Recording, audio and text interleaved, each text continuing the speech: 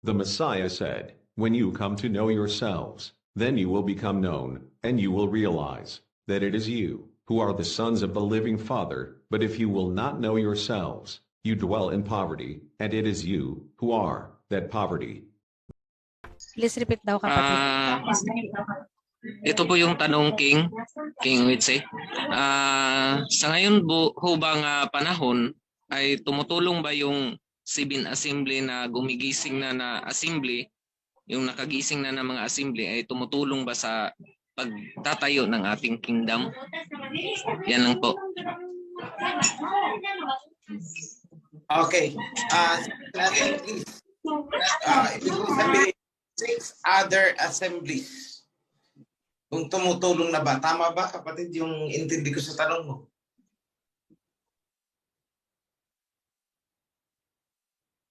Opo, King. Tama po.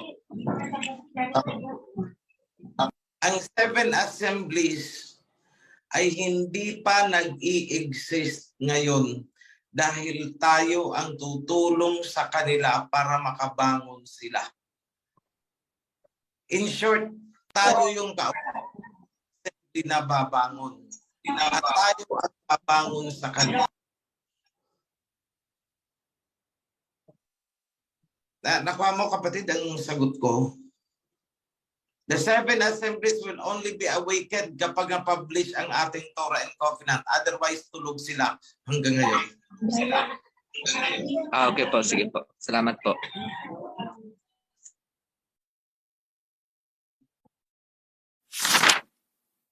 Kapatid from Leyte, meron pong katanungan tayo sa chat box galing po sa ating kapatid from Japan. Tanong po kung ang second tithes ay pwedeng gamitin sa mga meet and greet at kapistahan ng ating kawan, pwede rin po bang ibahagi ang second tithes para sa temple donation?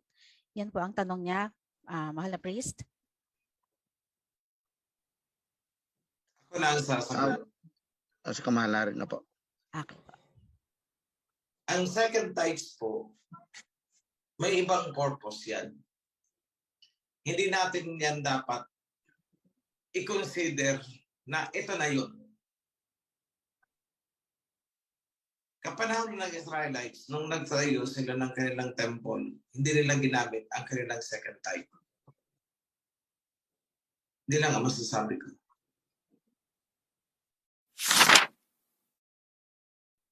Isa pa po tanong ko lang, kasi po, ang binabalita nyo dyan na magbigay ng alahas is totally bang mga ginto po? Or pwede yung mga may mga stone? Kasi di ba ang stone wala naman pong value? Actually, kung ginto na may stone, actually tinutunaw natin yun eh. Okay, pwede pala yun. Kinukuha natin ang kinukuha natin ang ginto. Then yung stone, if it is valuable, depende na kasi may ibang committee na humahawak kasi nila. So hindi ko masagot specifically. Kasi it's not actually only the crown, it's not only the scepter na kailangan paglaan ng ginto, kundi pati yung mga gamit sa templo. Marami tayong gamit sa templo na made of gold.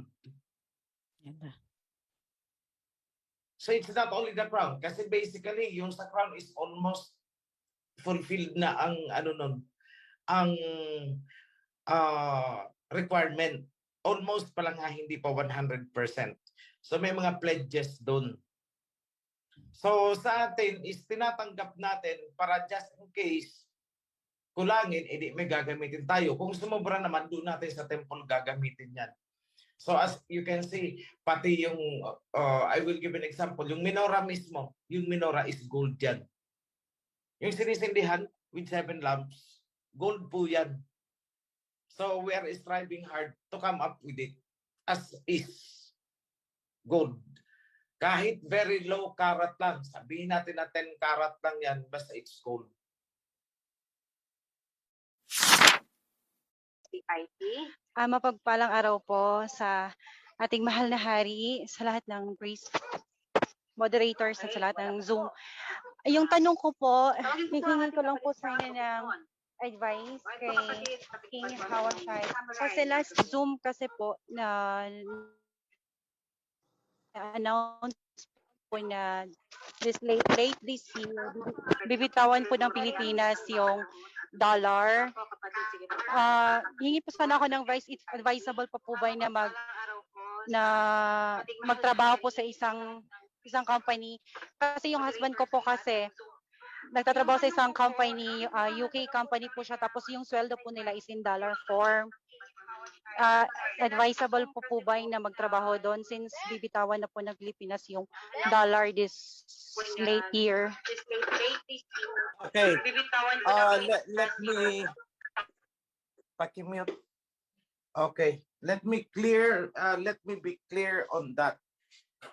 Na ang Pilipinas bibitawan ang dollar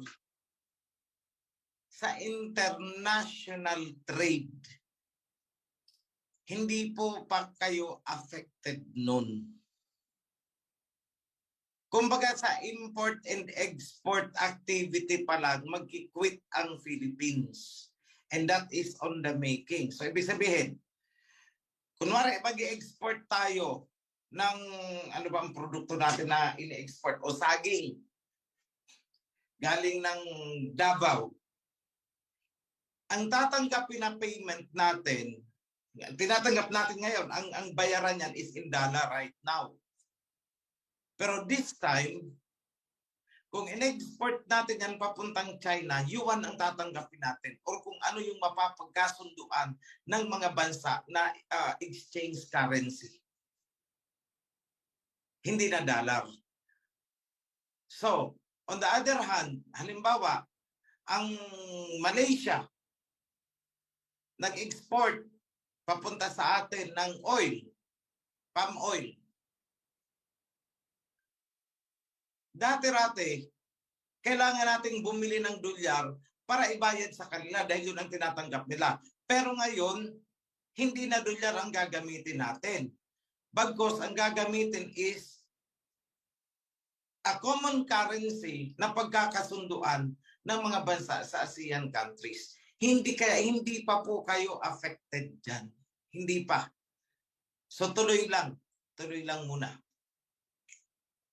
The government will make an announcement kung affected na ang working sector, ang BPO, or something like that. The government will surely explain. Mag-a-announce yan. So hintayin po natin yun bago tayo gumawa ng anumang hakbang. Yan lang po, kapatid.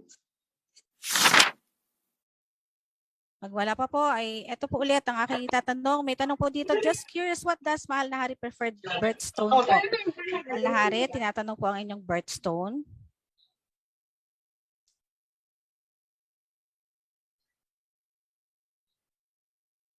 Ano daw yun sis? Sorry. Yung birthstone daw po ninyo, Mahal na Hari. Tinatanong po niya yung... Hindi ko alam. Okay. Hindi. So whatever you have in there, kung gusto nyo may mapagagamitan naman siguro. But coordinate muna bago kayo kung if that is specific jewel. Kasi sayang naman kung hindi natin magagamit. Coordinate muna. Ibigay nyo kung ano specifically yan, anong size, ganun, para malaman natin kung mapapaggamitan tayo. Okay. But at this time, what we need most is gold and silver. Okay. Kaya salamat po, Mahal na Hari. Ang kasunod pong katanungan ay kung sakali, kanino i-address yung mga padala po natin? Kung meron daw pong magpapadala, kanino naman daw po i-address? Temporarily, coordinate kahit sinong priest. Sila na po ang mag-explain ng procedure kasi honestly hindi ko hinahawakan yung tungkol sa bagay na yan. Pwede rin kay Priest June Moneda, coordinate na lang po kayo kasi may alam ko may pinamahal ako on the technical side sa mga pagtitest niya, sa pagtutunaw. We have one person sa Kawan din. Then, ang inventory is alam ko may record ang treasury. Okay po. Or kay Priest Dondon. Yan. Kay Okay Priest Don. Priest Don o kay Priest June. Okay po, meron po ditong nagtatanong, babasahin ko lang po, saglit lang po mga nag-raise hand po ha. Importante po kasi to. Mapagpalang umaga po, priest, tanong lang, nagbigay po ako ng cash for the temple. Ayoko pong magpa-mention. Kailangan ko po bang ilagay kung magkano ang binigay ko sa temple? Yan po ang kanyang tanong po, mahal na hari. Okay. As much as possible, in-advise ko yan noon na lahat ng magbibigay sana sa temple is alam din namin because gusto ko sanang mag-maintain ng isang record book na pag natapos ang temple, magkakaroon tayo ng isang building sa katabi, it's a gallery, na doon lahat ang mga donors with their corresponding amounts. But then, marami ang ayaw magpa-mention. In fact, ang ibang may isang tao na nag-commit ng group of people pala. Hindi ko na pangalanan. They committed 1 million. Actually, naibigay na nila ang 1 million. Pero ayaw nilang magpa-mention ng pangalan nila. So I could not I could not force them kasi ipinasok na lang, pinadala sa sa bank account. So we don't know who they are. Honestly, we don't know. Kaya ang ko lang sa mga mag-anonymous, please idirekta ninyo sa bank account natin. Huwag ipapadala sa kung sino-sino kasi hindi ko sinasabing hindi mapapagkatiwalaan, but that is money. Baka mamaya magkatanungan kayo, magkadudahan, binigay mo ba? Sasabihin, binigay ko. Tapos nagdududa yung nagbigay na yung donor na baka hindi mo binigay, pagsisimulan ng away. So para sa akin is, if you want to remain anonymous, that is your prerogative, pero ang pakiusap ko lang, direkta na ninyo doon sa bank account that is exclusively pondo para sa temple construction. Kasi doon, pag nag-withdraw, yung cheque, pag inilabas, may justification kagad dyan at hindi lalabas ang cheque na hindi cleared kung para saan, anong material ang gagamitin o kung ibabayad ng labor or ikokontrata whatsoever. It's clear there bago lumabas ang cheque. So, up to the last centavo, everything is accounted. Reflected kasi sa bank account. When it is reflected sa bank account, mismong ang bangko ang nag-scrutinize, hinihinga ng explanation o may withdrawal kayong ganito. At the end of the month, humihingi sila ng summary report. So doon nyo na lang po i-diretso if you want to be anonymous.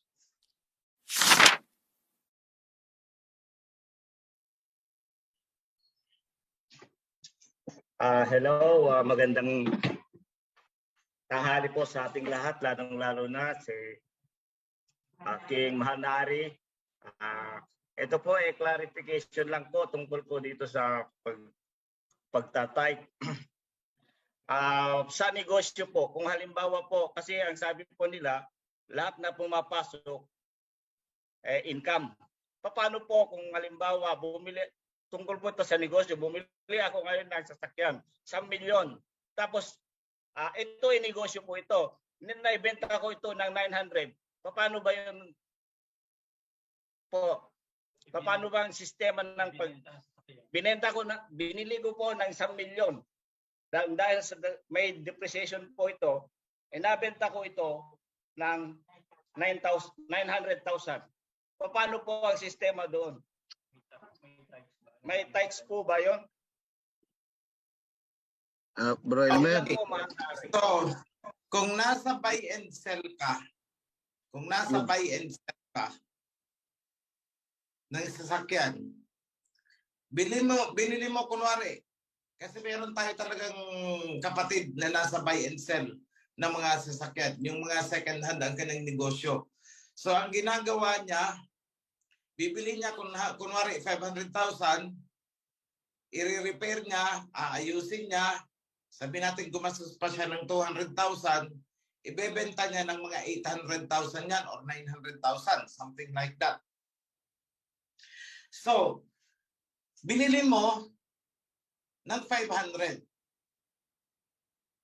gastos yun. Ginastosan mo pa ulit ng pag-ayos, pinarepaint mo 200, so 700. Naibenta mo 600 lang, may tithes ka ba? Wala. Kasi may income ka, kasi lahat naman ng sa accounting kasi, lahat ng pumapasok sa iyo is considered as income. Pero hindi lahat ng income ay titable. Lagi mong kikwentahin kung may kinita ka. Kaya nga ang napakasimpleng example ko niyan is kamote. Kunwari ikaw ay nagbabay and sell ng kamote. Yun na lang ang napakasimpleng example.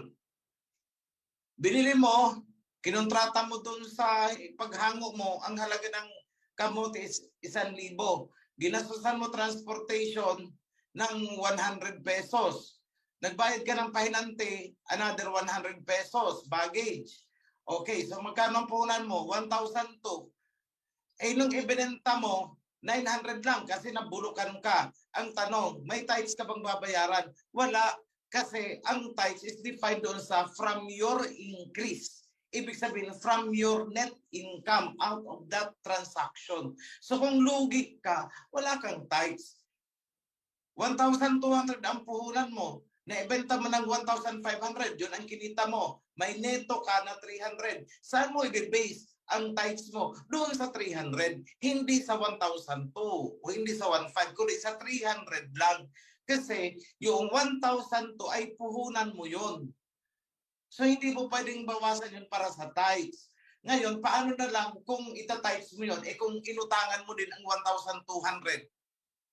Maraming nagninegosyo na walang sariling puhunan, inuutang nila ang puhunan nila.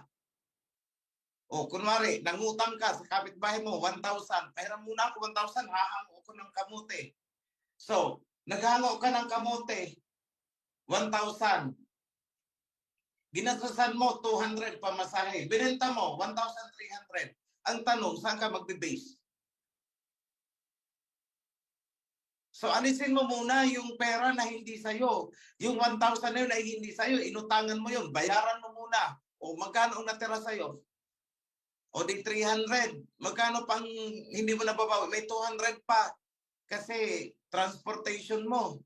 O ilan ang neto mo? 100. Magkano ang tithes mo? 10% nun.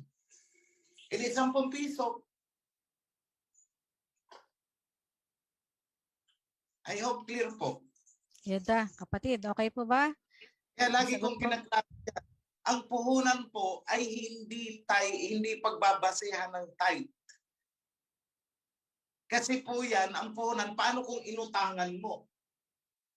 Yun ang principle dyan eh. Yung puhunan ay hindi net. Iba ang net, iba ang puhunan. Ang puhunan is yan yung pinapagulong mo. O, paano na lang? Kunwari, bigyan ko kayo ng example ulit. Sa 1,000 lang tayo. 1,000 ang iyong puhunan. Bumili ka ng kamote, pinamasahian mo ulit. 100, pamasahe, 100 para sa bagahe. Magkano? 1,200. Eh, nag-break even ka kasi matumal. Nabenta mo, buti, bumalik, 1,200. Magkano ang tithes mo? Alam mo, mag-tithes ka ng 120. O hango ka ulit. O magkano lang ang pera mo? Di 1,000 something na lang. Eh, 1,100. Naghango ka ulit. This time, sabi mo 200 ang pamasahe. So 900 lang ang halaga ng kamote. Bumila ka ulit ng kamote, 900 na lang. Kasi tinites mo lang 100 eh. Binenta mo. Break even, 900. Tatites mo ulit ang 90 kasi 10%. O magkano lang natira sa puhunan mo? 800 na lang.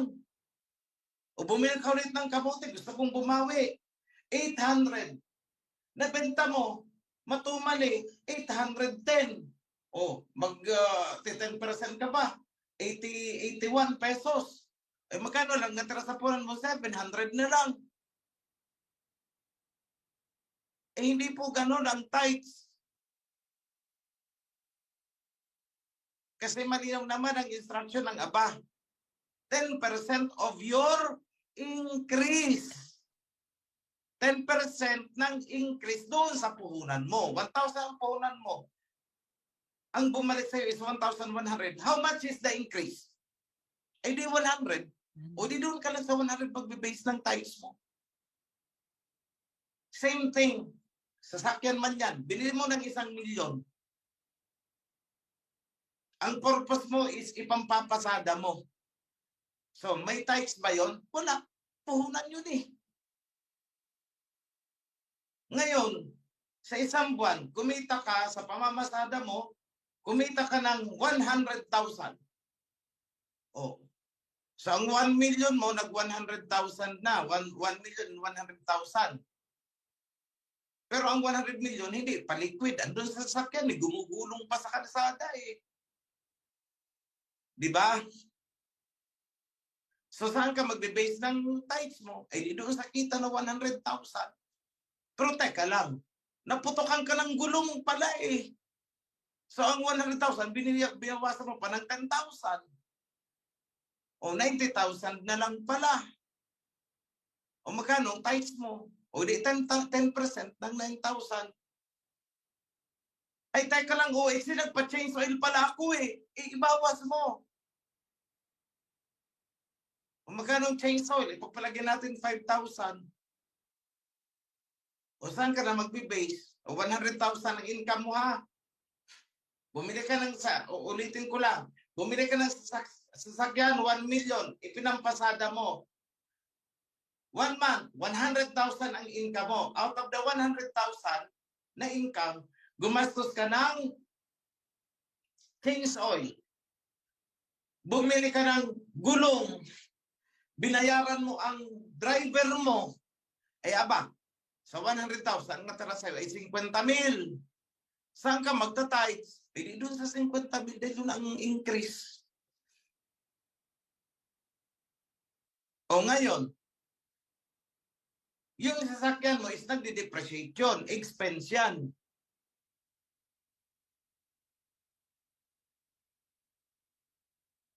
Nung medyo 1 year after, sabi mo, ibebenta ko itong sasakyan ko. Matumal. Binenta mo, nabenta ng 500,000. Magta-tithes ka ba doon? Hindi. Dahil puhunan po yun. Gagamitin mo yun para makabili ka ng bago. O pag kumita na ulit yung bago mong sasakyan, sa kita nun, doon ka na naman kukuha ng tithes. O, the same thing sa mga nagbabuy and sell ng lupa. O, bimili ka ng lupa. Magkano yan? 1 million. Okay. Nagbayad ka pa ng taxes, kung ano-ano, processing, etc. Ang 1 million, gumastos ka pa ng 300,000. So magkano puhunan mo sa lupa? 1,300,000. Correct? 3 taon bago mo na-dispose. Sa loob ng 3 taon, nagbayad ka ng amilyar. 10,000, 10,000, 10,000 kada taon. So magkano? Ang puhunan mo ngayon, 1,330,000. Eh, nabenta mo na. Tuwang-tuwa ka ngayon. Nabenta ko na. Nabenta mo ng 1,500,000. O magkano ang kinita mo? Eh di ibawas mo 1,500,000 minus 1,330,000. O yung natira, yun ang doon ka kukuha ulit ng tithes. So anong nangyari doon? Sa 1 million, bumalik na ang puhunan mo. Bibili ka ulit ng lute. At yun naman ang ibebenta mo ulit. In short, kahit ikaw ay nagta-tithes, hindi nakakain ang iyong puhunan. Dahil ang usapan is increase. Kung walang increase, wala kang tithes. Pag may increase, tsaka ka magta-tithes. Klarado po yan. Okay. So I hope clear. So Linaw hindi po, po kapatid. pabigat ang tithes ha, hindi pabigat. Yes. Ang mahal na hari, meron pong katanungan dito. Sasabayin ko po itong tanong kasi parehas po eh. Yung isa po ay tumatanggap ng 20,000 galing po sa husband niya, wala po siyang work. And then yung isa naman po, namatay na po yung asawa niya pero may pension at siya rin may pension. So tinatanong nila both kung saan po nila kukuhanin yung tithes or dapat bang kuhanan ng tithes yung mga nare-receive po nila since wala po silang work. Pero may dumadating pong pera. Alam mo sis, hindi naman pinag-uusapan sa tithes kung may work ka o wala. Ang pinag-uusapan dyan, may income ka. Di ba? Okay po. Ano ang pension? Di ba income? O hindi dapat may tithes yan? Eh bali po, yung ang tanong po niya ay meron siyang pension from her husband at meron din siyang sarili niyang pension. Parehas po ba niyang tatanggalan ng 10% po yon? Believer ba ang husband? Yes po. Ay, Ay, patay na po eh. Patay na. O edi solo niya na pala yun eh. Kanya na yun eh. So lahat Oo. po, okay. Hindi naman na Okay pwede mag-tithes ang husband niya eh. Okay po. Kapatid na Teban from KSA. Go ahead kapatid. Pakibukas po ng inyong mikropono. Yan. Salamat po. Happy Sabbath po sa lahat. Salamat at Gina na tinawag niyo na po ako. Hindi po gaano siguro itong panmanahari na related pero nabasa ko kasi dito sa Isra chapter 3 verse 10 dahil din siguro sa tamang pag-tithes and then pagtutulungan noon sa panahon ni King David. Sinabi po dito, when the builders had finished laying the foundation of the temple, the priests put on the robes and blow trumpets in honor of Yahweh, while the Levites from the family of Asaph praised Alahayam with cymbals. All of them followed the instruction given years before by King David. Ang tanong ko po, mahal na hari, is yung panahon ba noon, itong sinabi dito sa Isra 3:10, meron po bang luma at saka bagong espiritu or consciousness na meron po ba na ganang noon at saka ngayon? At saka itong mga membro ng sa kawan, itong nasa loob ng Zoom, ito po ba ay kung meron pong lumang espiritu, ito po ba ay sila o kami noon na kasalukuyang i-revise o nabuhay sa kapanahunan ngayon? Tama po ba yung bro, nalito ako doon sa nalito ako doon sa huling part ng question mo. Ang ano ko po is meron po bang luma at bagong diwa na kung nangyari noon is mangyayari noon. Ibig ko po sabihin is ayan, parang ganyan siguro reincarnation. Itong mga tao na sa harapan ko ngayon ito sa loob ng Zoom 238 na mga tao at saka doon sa live, posible po ba na ito din sila na mga tao o mga diwa, espiritu noon sa kapanahunan ni David na binanggit po dito sa Isra 3:10? Hindi. Ang pangyayari ang nauulit, hindi yung tao. Yung event, di ba nagtayo ng temple noon? Sina David yun. Nagtatayo tayo ng temple. Hindi ibig sabihin na yung mga tao-tauhan noon, yun din ang mga tao-tauhan na muling nabuhay ngayon. Hindi po ganon. But rather, yung pangyayaring nagtayo ng temple sila noon at nauulit ngayon, yun ang nauulit. Pero yung mga taong present noon, hindi pwedeng sabihin sila rin yung mga taong present ngayon at nagbago lang ng anyo at isinilang lang ng reincarnated. Hindi po ganon. Pero kung yung spirit na sinasabi mo is yung diwa na nagpapagalaw sa atin, yung spirit ba noon na nagbuklod sa kanila, yun din ba ang spirit ngayon? My answer is yes. Kasi ang covenant na sinusunod nila noon, the spirit of that covenant is the same spirit of the covenant na hawak natin ngayon dahil iisa lang naman ang covenant na nagtuloy. Nawala lang kasi in between. I hope clear ang ah, sagot ko sa iyo, kapatid. Yes po, maraming salamat po. So, ulitin ko lang ha, yung mga nagtugtog ng cymbals noon, huwag niyong iisipin na yun din ang mga nagtutugtog ngayon dyan sa Herald. Hindi po ganun. Wala po tayong doctrine of reincarnation. That is Ito. Buddhist belief. Hello po, magandang araw po mga kapisabat po. At sa mga priest, sa ating Joshua at sa mahal na hari. Ang tanong ko lang po ay tungkol po sa sa kingdom.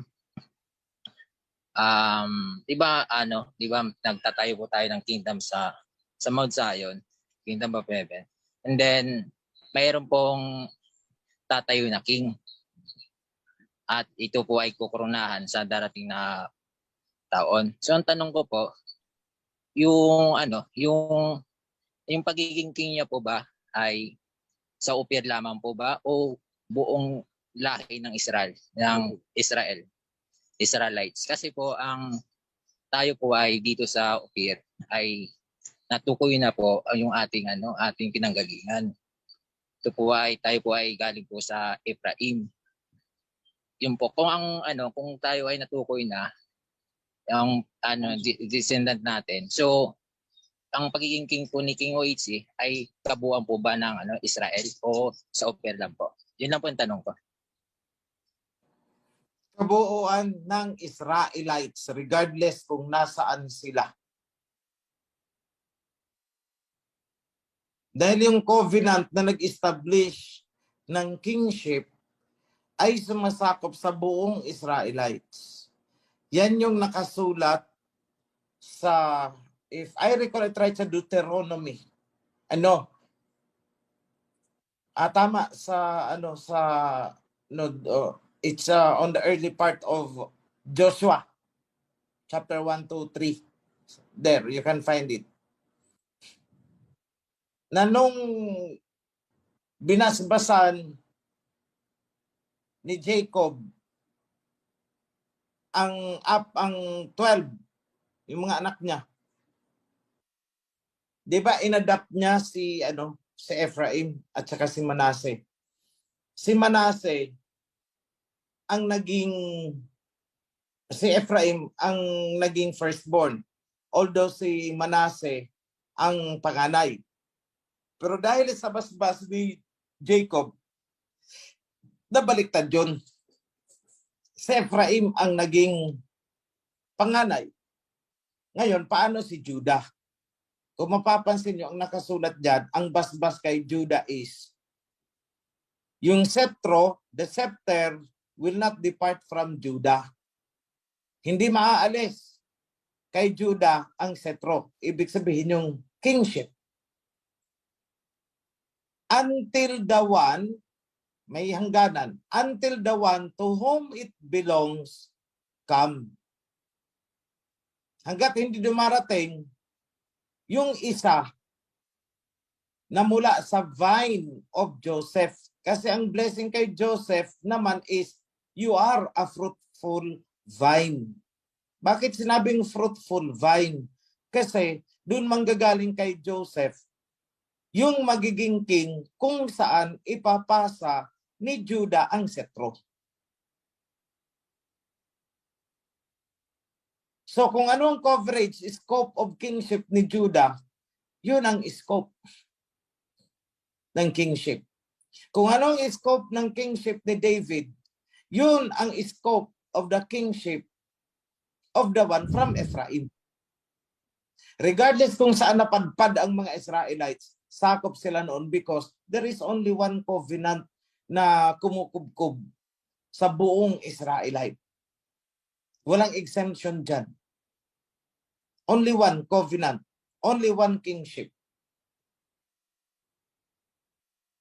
Yan. I hope, kapatid, nasagot ko ng satisfactory yung tinatanong mo. Okay po. Salamat po, kapatid Ariel. Meron po tayong Tanong sa ano po sa Facebook Live, Mahal na Hari, paano po kung OFW po? Paano po or magkano ang dapat na maging tithes? Paano po kung may tinutulungan na kapatid kada buwan at nagbibigay din po ng pangsustento po sa nanay? Paano po ang pagkwenta para sa tithes? Salamat po. Sis, hindi nagbabago yung pagkikwenta natin. Nasagot ko na yan kanina. Ang ibabawas mo ay kung ano yung gastos na dahil sa pagtatrabaho mo. Yun lang ang pwedeng ibawas. Yung mga isinustento natin, ipinadala para sa ganito, sa ganun, hindi po yun kasali sa isusubtract. Okay po. Okay po, So, ganito, Mahal na Hari. kung magkano ginagastos ninyo dyan, dahil sa pagtatrabaho nyo dyan, kung may inuupahan kayo dyan, passport ninyo, etc., ibawas nyo yun. Diba? Then, kunin nyo na ang tithes. Yung matitira, yun ang ipadala ninyo sa mga magulang ninyo o kung mga sino-sino. Okay po. Ito po, isa na. May tanong po ako, ano po kaya ang gagawin ng nanay ko? Wala po siya work, wala po siya pinagkakakitaan. Umaasa lang po sa pension ng tatay namin. Pero tatay namin ay wala sa loob ng covenant. May karapatan po ba si nanay namin na hatiin ang pension ng tatay namin? Gusto hatiin ng nanay ko yung pension ng tatay ko para ang kalahati ay doon niya kukunin ang kanyang tithes. Pwede po kaya yun, pero hindi magpapaalam sa tatay namin kasi papagalitan siya. Pwede po kaya yun, kamahalan? Actually, tanong. bakit? Kasi ang income ng mag-asawa is conjugal property yan. Okay. So, ibig sabihin, magkano man yan, maliit or malaki, entitled ang asawa sa kalahati. Kasi tingnan nyo, halimbawa, nakabili ang mag-asawa ng property o halimbawa, ipunin ninyo lahat yan, yung pension na yan, kunwari hindi nyo ginagastos, at ibinili ng lupa. Kanino ang lupa? Conjugal. Ibig sabihin, kalahati nun sa babae, kalahati doon sa lalaki. So, ibig sabihin, proportionately, ang income nilang mag-asawa is conjugal property yan. Kahit isa lang dyan ang naghanap buhay, conjugal property yan, entitled sa kalahati, yung asawang babae. So, i-compute mo, doon sa entitled ng halimbawa, 10,000 yan, o di sa 5,000 ka, kumuha, tell yun ang kalahati, kung ka kumuha ng 500. Huwag 1,000. Kasi hindi titable yung income ng lalaki. Okay po. Sana po yung nasagot, kapatid. Kapatid na taga Leyte po. Okay, pwede na po kayo mag-unmute. Sis Judita Jerusalem. Hindi pa rin. Okay po. Ito po, isa pa po, Mahal na Hari, mapagpalang araw po sa lahat, lalo na kay King OHC at sa lahat ng kaparian. Tanong ko lang po, ako po, kung siya daw po ba ay nagkakasala, kasi po ang kanyang ginagawang tithing po ay doon po siya nagkumukuha sa gross, hindi po doon sa net. Tinatanong po niya kung ano daw po ba yun, may kasalanan daw po ba siya doon? Wala. Yan na. Kasi in-exempt, considered as a love offering. Okay.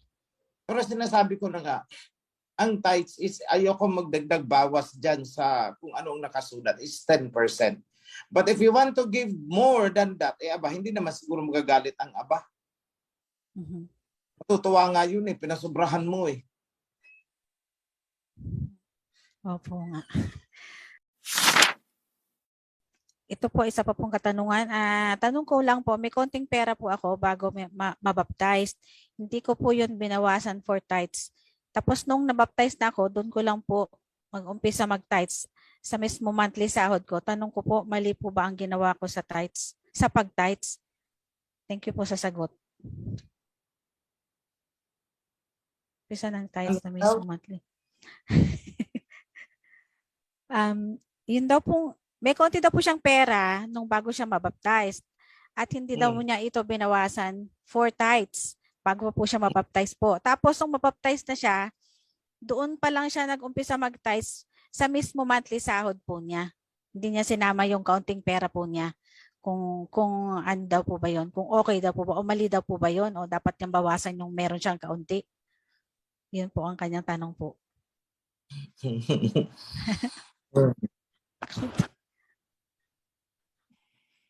Alam nyo, ako ang magsasagot ng isa lang. Kahit nung hindi ka pa nababaptize, buong buhay mo ay pag-aari ng alahayab. Sa totoo lang, mula nang isilang tayo, we don't own anything, not even ourselves. Kahit yung katawan natin, hindi natin sarili yan. Baptize tayo o hindi. Hindi natin pag-aari yan. The same applies sa savings. Kahit yung savings mo nung hindi ka pa nababaptize, hindi pa rin iyo yan eh. Dahil mismong buhay nga, hindi iyo eh. So dyan mo malalaman kung dapat i-tithes o hindi. So let me give you an example. Ito, hindi naman ito pinaglilihim eh. Yung isang kapatid natin na, sabi natin well-to-do siya. Actually, malaking-malaki na ang donate niya para sa ating templo, para sa lupa na kinatitirikan niyan. A majority of the fund actually is galing sa kanya. Sabihin natin 60 to 70% mula sa lupa na kinatitirikan ng templo hanggang sa pagtatayo ng templo. Sabi natin roughly 60 to 70% is galing sa kanya. Alam niyo kung bakit niya ginagawa yan? Sobra-sobra siya mag-tithes actually. Kasi nag-compute siya. Mula daw nang kumikita siya, kabataan niya hanggang sa ngayon, ang laki daw ng utang niya sa Aba. And so he is trying his best to adjust yung finances niya para makabawi lang siya sa tithes para sa Aba. Dahil sa mga blessings na tinanggap niya na noon pa, hindi niya pa man kilala ang Aba. So base your thinking sa Kanya. At ako na ang magsasabi sa inyo, more blessings will come your way.